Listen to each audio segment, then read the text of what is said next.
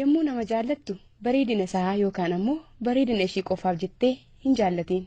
Garuu nama jireenya kee siif bareechu jaalladhu. Naannoo jireenya keetiitti jaalala uumuuf yommuu hojjettu umurii jireenya kee dheeressaa akka jirtu beeki. Alaayis Wookaa. Bareedina jechuun waan yeroo mara nama gammachiisu jechuudha. Jaalalli waan bareedaa saniif qabdu ammoo yoomiyyuu si keessaa hin ba'u. John Keats. Hiriyyummaa cimaadhaaf bu'uurri inni jalqabaa wal hubachuudha. Ani Asseneeshaa.